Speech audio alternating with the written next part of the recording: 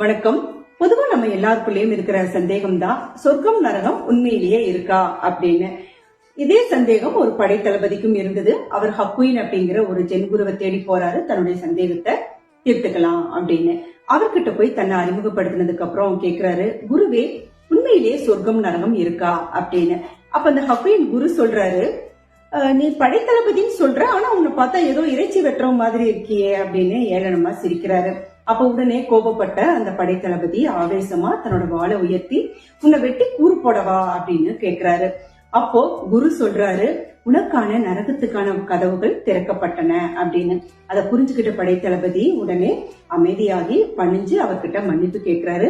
உனக்கான சொர்க்கத்துக்கான கதவுகள் திறக்கப்பட்டன அப்படின்னு சொல்றாரு. நம்ம மனசுல எது நிரம்பி இருக்கோ அதுதான் நமக்கான சொர்க்கத்தையும் நரகத்தையும் தீர்மானிக்கும். கோபம், பொறாமை, எரிச்சல், பதற்றம், சந்தேகம், பயம் இது எல்லாம் நமக்குள்ள இருக்கும் போது நரகத்துல இருப்போம். அன்பு, ஆனந்தம், பரவசம் இதையெல்லாம் வெளிப்படுத்தும் போது நாம சொர்க்கத்துல இருப்போம். ஆக சொர்க்கம் நரகம் இது ரெண்டையுமே நாம தான் உருவாக்குறோம். எது வேணும் அப்படிங்கறத நாம தான் தீர்மானிக்கணும் அப்படிங்கிறது தான் இந்த கதையுடைய நீதி. நன்றி.